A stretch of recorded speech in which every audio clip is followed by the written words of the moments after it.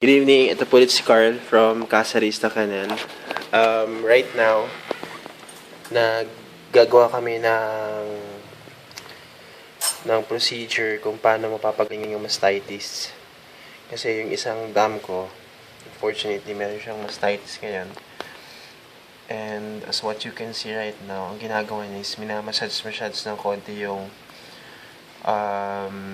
area nung kung nasan yung pinaka-nipple. And if you're gonna see, ayan o, may lumalabas siya na parang nana, ayan o.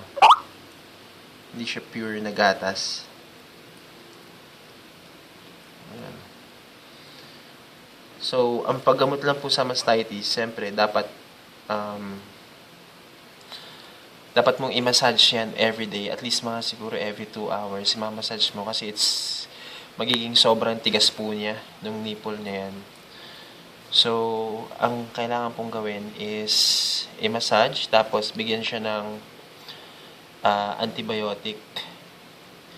Clavamox, yung pinakamaganda. Siguro mga 1 to 2 times a day. Ayan. Tingnan niyo po yung lumalabas. Para siyang laman-laman na. Ayan. Kailangan pong mawala yan para maggamot po natin yan kasi may possibilities na magkaroon siya ng seizure. Yan, mga pus na yan mga pus. Mga nana. Yan. So, pagka ganyan naman po, pagka binigay na po siya ng antibiotics, yung puppy naman, okay na siyang mag-milk doon kasi nakakatulong yun sa paggaling nung mastitis nung dam.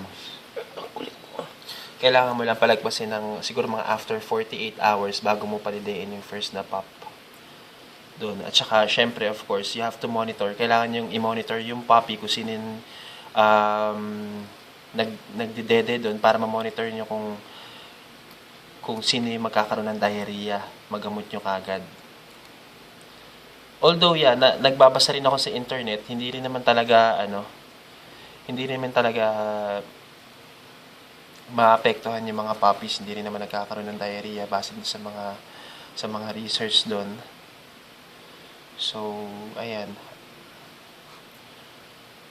Okay. So, itong mastitis na to, pag nagamot po natin ng maayos to, usually mga 2 weeks okay na to. Ayan. Okay.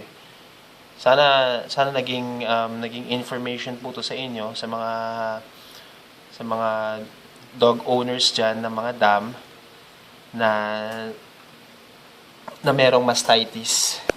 Sana po nakatulong to kahit papaano. Ako nga po ulit si Carl and ito po yung Casarista Canal.